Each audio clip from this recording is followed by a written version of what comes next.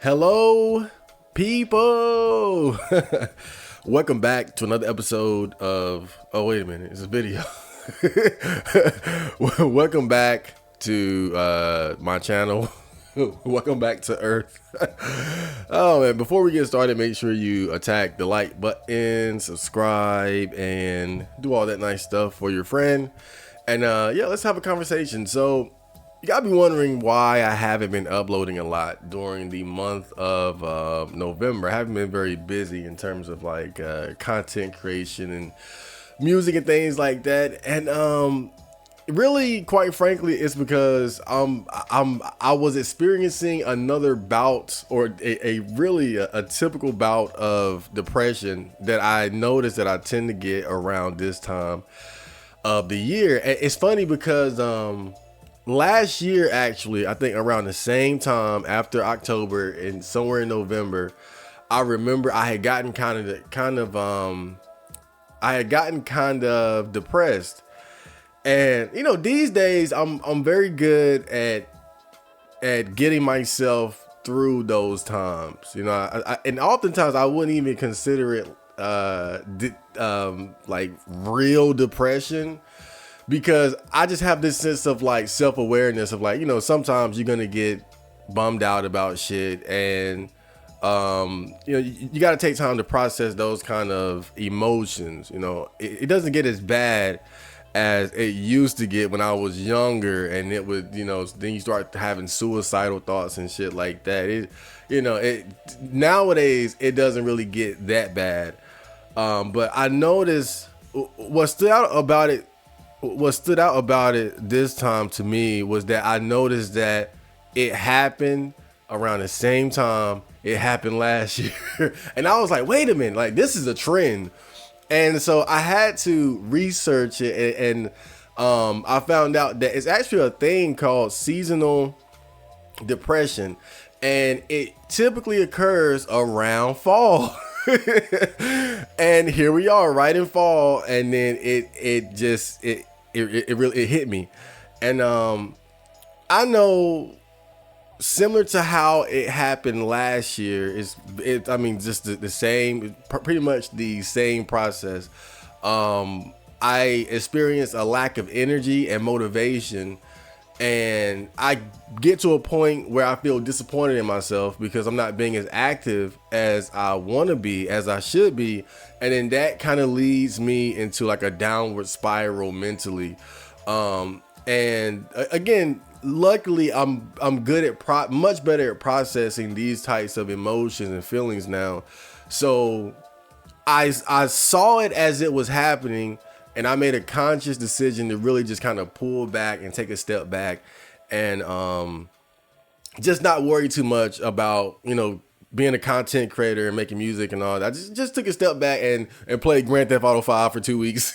that was literally my self-therapy. Play Grand Theft Auto 5. I finally pulled Grand Theft Auto 5 out of the wrapper and started playing it, and that's pretty much how I had dealt with it. But I knew it was bad though, because I went to the gym and I didn't want to go to the gym, but I went anyway. And I'm in my car in the gym parking lot, and I feel no motivation, no energy. Like my whole let's go anime spirit was not there, right? And I went all the way to the gym, and I didn't even go in because I didn't feel anything. I didn't feel shit, and I can't go in there like this because I'm miserable. And so I actually instead of going to the gym, I bought a pizza and went home and played Grand Theft Auto and ate a whole pizza. But that's when I knew that okay, like it begins. But again, I had the self-awareness to be like, okay, let me just take a step back and just not worry too much about shit. But one thing I will say though is that one thing I realized is that I don't really have the healthiest approach to dealing with times like that when I do feel depressed, when I do feel down, because I noticed that I have a bad habit of overindulging in my vices. Things like eating junk food. Oh man, I ate so many Pop-Tarts one day. Oh man, like eating junk food, masturbating to pornography, shit posting online, shit like that. And I never thought much of it because my vices aren't very destructive. Well, there could be potentially destructive, right? In extreme excess consistently. But my vices, the way I tend to indulge in them throughout the year is at least somewhat balanced. But I thought about it and I was like, if I was someone who had like a habit, like a serious habit, like somebody that had an issue with benzos or popping pills, if I was somebody that would go pay money to see prostitutes, if I was someone who had, or if I consume alcohol or something like that, or if I was like a stone or whatever, my tendency to use my vices, to overindulge in my vices when I'm depressed, is would actually be quite troublesome. The only reason I've been able to get away with it is the fact that I have all these baby vices like pornography and eating Twizzlers and shit, right? So that's one thing that definitely stood out to me. I was like, you know what? If it should it happen again, I need to be more conscientious of that, because it's one thing to take a step back. It's another thing to take that step back and then start overindulging to the point where you're harming yourself. Because I did notice, like, throughout the period, I did gain a little weight. Like right now, I'm pretty much back on track, going to the gym and intermittent fasting and watching what I eat and things like that. It's funny, I went to the gym and the girl there, she said, I haven't seen you in a while. And I said, seasonal depression, just like that. And man, but it feels good. It feels good to be back on track. I wasn't too worried though, because again, I noticed the pattern. And the one thing that got me out of it last time was the same thing that got me out of it this time. And I remember last year around this time when I had gotten kind of depressed and wasn't really motivated. Excuse me. I remember I went to the library and I think I was laying on the library bench, and like at this point I'm fighting against it. So I probably ran to the library and was doing some reading, and I was about to leave and I was laying on the bench and I was just like, God, I just felt overwhelmed. And I remember like the one thought that hit me, like, it's like my consciousness was like, well, are you gonna give up? And in my mind, I felt my response was just like, fuck no.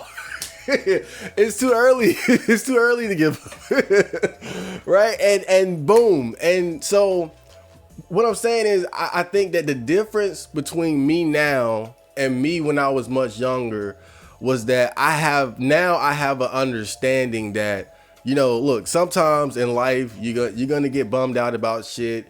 You're gonna make mistakes and maybe get disappointed in yourself, or maybe just whatever might bring you down. Like, I just feel like I have this safety net under me now. I feel like I have this platform that when I'm going downward, I land on it every time. And I might stay down a little bit on that platform just to kind of recuperate and remotivate myself. But that has always been like even like when Fender died, like that. Oh, Fender dying was the worst thing that ever happened in my life. But again, it was one of those things where I was in a terrible place mentally, but I had that platform to fall back on, where it's like, the value of my life, the potential that I have, the things that the opportunities that I have, and the things that I can look forward to enjoy, and the things I can do for other people is too important to let anything keep me down. I might get knocked down sometimes, but and I'll take that time to rest and eat Twizzlers and jack off. but I'll get up eventually and get back moving. But really the reason why I wanted to talk about this is because I think a lot of times, you know, as content creators, as people that get online and talk about things, we always talk like it's all about presenting yourself like you're above it all and you're on top of the world. You do this, do that. Now, you guys know, I never really, I never really presented myself like that. I've always kind of been truthful about my ups and downs and shit like that. I mean, it's pretty much obvious to see that I'm far from like a super alpha male or anything like that. But one thing I am known for is being a generally very happy, positive person. And I wanted to talk about this specifically because I know a lot of people deal with things like depression and maybe it might not even be as serious as that. Like just sometimes you just get bummed out about shit. Sometimes you just get down on yourself. And I'm not immune to it. You know, I just think that overall throughout any given year, ever since like my mid-20s, like I've just been extremely balanced. But I've noticed specifically after summertime, during the fall, like it's always the most difficult for me to keep myself in that mindset to maintain that balance. And if there's any part of the year where I have like the lowest lows, it's always during fall. And I'm glad though, because now I see the pattern and I can better prepare for it next year. And it's something that I can keep in mind so that it doesn't keep me out of commission longer than it needs to. Like I think again, like November, we're talking like really like 2 weeks. I say about 2 weeks, like the middle of November, where I just really just was not motivated. My spirit just wasn't there to do the things that I really needed to do. I was really just doing like the bare minimum around the house and shit like that. But of course, I'm not satisfied with that. But again, just taking a step back and shit. But you guys know me. I do my 5 minutes of research. So, again, this is actually a real thing called seasonal depression. And I went ahead and looked it up. So we're gonna look at a quick article here from Cleveland Clinic. Okay, so it's here we go. It says seasonal depression, seasonal affective disorder, or SAD. So seasonal depression, also called seasonal affective disorder, SAD, is a type of depression. It's triggered by the change of seasons and most commonly begins in late fall. Symptoms include feelings of sadness, lack of energy, loss of interest in usual activities, oversleeping, and weight gain. Treatments include light therapy, talk therapy, and antidepressants. So definitely I felt, sad. I think for me, it tends to hit more in a feeling of like disappointment in myself, because I wouldn't say I hold myself to a high standard, but one of my biggest demons has always been my own laziness and lack of consistency. So when fall hits and that lack of energy occurs, and then I'm not doing as much, that leads to less productivity, and that leads to disappointment, and that leads to sadness, right? And oversleeping, my sleep schedule was just all over the place. Weight gain, I definitely gained a few pounds. So for sure, a lot of that applies to, like when seasonal depression hits me. But look at the treatments, light therapy, talk therapy, and antidepressants. I was thinking just maybe I'm not getting out as much too, because I'm not as motivated to go out and go running and shit. I still work out, but it's been more so just going to the gym instead of like going outside and running and really soaking up the sunlight that's not really there. But let's continue. So, overview. What is seasonal affective disorder, SAD? Seasonal affective disorder, SAD, is a type of depression triggered by a change in seasons, usually when fall starts. This seasonal depression gets worse in the late fall or early winter before ending in the sunnier days of spring. You can also get a mild version of SAD known as the winter blues. It's normal to feel a little down during colder months. You may be stuck inside and it gets dark early, but full SAD goes beyond this. It's a form of depression. Unlike the winter blues, SAD affects your daily life, including how you feel and think. Fortunately, treatment can help you get through this challenging time. Your healthcare provider may refer to seasonal affective disorder as seasonal depression. And you know what's funny? Again, talking about last year, when it hit me around November, when when you look at it, the following year, like the peak of my productivity this year was February, March, April, June. Like that was like right when spring hit, like that was when I was the most focused and really on point for sure. So can people get seasonal affective disorder, SAD, in the summer? Some people get a rare form of SAD called summer depression. That's definitely not me. It starts in the late spring or early summer and ends in the fall. It's less common than seasonal affective disorder that tends to come during winter. How common is seasonal affective disorder? About 5% of adults in the U.S. experience SAD. It tends to start in young adulthood, usually between the ages of 18 and 30. SAD affects people assigned female at birth more than people assigned male at birth, though researchers aren't sure why. That's funny. About 10 to 20% of people in America may get a milder form of winter blues. Symptoms and causes. What are the symptoms of seasonal affective disorder? Seasonal affective disorder is a type of depression.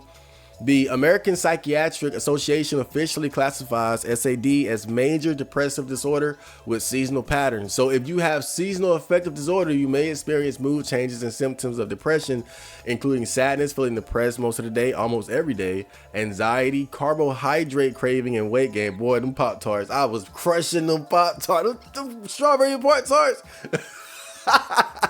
Man, extreme fatigue and lack of energy, feelings of hopelessness and worthlessness, trouble concentrating, feeling irritated and agitated. I did too. I felt, man, I remember, but it was more so like directed against myself. I'm still like so self-aware. I know not to let that, like not to take that shit out on the people around me. So, but it definitely gets like redirected towards myself. Limbs, arms, and legs that feel heavy, loss of interest in usually pleasurable activities, including withdrawing from social activities, sleeping problems, usually oversleeping, thoughts of death or suicide. People who have summer SAD may experience agitation and restlessness, anxiety, decreased appetite and weight loss, episodes of violent behavior, trouble sleeping, insomnia. So what causes seasonal affective disorder, SAD? Researchers don't know exactly what causes seasonal depression. Lack of sunlight may trigger the condition if you're prone to getting it. The theory suggests biological clock change. When there's less sunlight, your biological clock shifts. This internal clock regulates your mood, sleep, and hormones. When it shifts, you're out of step with the daily schedule you've been used to and can't adjust to changes in daylight length. Brain chemical balance. Brain chemicals called neurotransmitters send communications between nerves. These chemicals include serotonin, which contributes to feelings of happiness. If you're at risk of SAD, you may already have less serotonin activity. Since sunlight helps regulate serotonin, a lack of sunlight in the winter can make the situation worse. Serotonin levels can fall further, leading to depression. Vitamin D deficiency. Your serotonin level also gets a boost from vitamin D. Since sunlight helps to produce vitamin D, less sun in the winter can lead to a vitamin D deficiency. That change can affect your serotonin level and your mood. So that's one of the things I'm definitely looking I'm looking into because I haven't been running as much and going outside and working out in the backyard and running. I think that's always been my main source of vitamin D and just all the benefits of sunlight throughout the summer and spring. Now, typically past a certain point, I start forcing myself to start running during the fall and winter months. But definitely I always notice that as I transition from summer to fall, I become less motivated to work out outside because of just I don't like the way it looks outside during the fall and winter months. I don't like the cold. I love sunlight, and I think that might definitely have something to do with it. But I might have to supplement vitamin D for sure because I just have a tendency not to go outside as much during during fall and winter because I'm such a summer beast, man. Melatonin boost. Melatonin is a chemical that affects your sleep patterns and mood. The lack of sunlight may stimulate an overproduction of melatonin in some people, you may feel sluggish and sleepy during the winter. Negative thoughts. People with SAD often have stress, anxiety, and negative thoughts about the winter. Researchers aren't sure if these negative thoughts are a cause or effect of seasonal depression. And that's a good point too, because I really honestly dread as summer is going out and fall is coming in. I mean, really, it's like every year it's disappointing to me, man. And I can't even lie. Like I when I say I love summer, I love summer. I really do. Who is at risk for seasonal affective disorder? SAD. Seasonal affective disorder is more common in people between 18 and 30 and people assigned female at birth. You're also at higher risk if you have another mood disorder, such as a major depressive disorder or bipolar disorder, have relatives with SAD, other forms of depression or mental health conditions such as major depression or schizophrenia. Okay, hold up. Let me see what they have to say about like treatment. Yeah, here we go. So let's look at the treatment, management and treatment. How is seasonal affective disorder SAD treated? Your provider will talk to you about treatment options. You may need a combination of treatments, including light therapy. Brain light therapy using a special lamp can help treat SAD. I think personally, I'm just gonna try to force myself to go outside a bit more. Like just just working out in the backyard. Because even though it's fall, there's still some days where you get a little bit of sunlight. And just going running more. Cognitive behavior therapy, CBT, is a type of talk therapy. Research has shown this effectively treats SAD, producing the longest lasting effects of any treatment approach. One thing I noticed was that during this little 2-week period of depression, my friend came over, and I remember when he came over, like I had a good time just hanging out with him, chopping it up and shit like that. But it made me think about the benefit of having like a more robust social circle. I'm such a, really quite frankly, a loner. I think that's one of the benefits that I don't get to enjoy of having a bigger social circle is that, during times like these, which are, pretty rare for me, I don't have that like enough people around me that can kind of like take me out of my head to get me like my vibration going up, because that's really what it is. I noticed when he came over, I was in the room again eating, playing Grand Theft Auto 5, just zoned out, and then he came over, we kicking it, hanging out and shit, and it brought my mood up quite a bit. And again, I'm a loner type guy, so it is what it is. But just got to be real. I think that's one of the benefits I don't get as far as having a bigger social circle, is that, when you need somebody to just come around and take you out of your head, I don't always have that. Antidepressant medication. Sometimes providers recommend medication for depression, either alone or with light therapy. You guys know I'm not a fan of shit like that. Spending time outdoors, getting more sunlight can help improve your symptoms. Try to get out during the day. Also increase the amount of sunlight that enters your home or office. That's definitely something I'm going to start doing more throughout these colder months. Vitamin D, a vitamin D supplement may help improve your symptoms. Talk to your provider before starting this supplement. I'm definitely going to buy that. I think my mom should have something like that. I mean, she got a damn pharmacy. But yeah, that's definitely something I might have to do too. Okay, so all right, I think that's about it. I think we got the gist of the information that is available. But me, I'm not a pity party. I'm not I'm not a pity party guy. So, I make this video purely as a informational reflection type of thing. Right now, I'm feeling great. I feel back to my old self. Again, these days, nothing can really keep me down long. But, it's a serious subject that I think is worth talking about, because a lot of us, we've had similar experiences, and depression is definitely something that has affected a lot of young men, and a lot of us don't really have the positive, meaningful coping mechanisms that other people do, so-called normies, right? We don't have the girlfriend or the wife. We don't have a lot of friends. We don't have like a strong family structure to depend on. Some of us are unemployed, And I think a lot of us just have unhealthy ways of dealing with situations like that. And I know, again, even with myself, you know, I'm looking at myself like, damn, like okay, I'm gonna get through this, but I'm noticing the dumb shit that I do when I get down. Like, I don't need to eat all these Pop-Tarts. Right. And so again, but it's, I'm just glad, because I think for me, it's a sign of maturity that I'm realizing that, you know, I can deal with these times when they do pop up. I can deal with it in a better way, so that maybe it's not going to be 2 weeks. I can turn it into 1 week or whatever, right? Or I can still try to, you know, get more done during that time. And so definitely just you know, the silver lining to this pattern and this experience is that I feel like I have a greater sense of developing a better strategy of dealing with it, because it's definitely not something that you want to take lightly. But I hope you guys enjoyed that video. I hope you got something of value out of it, and I will see you guys later. Johnny.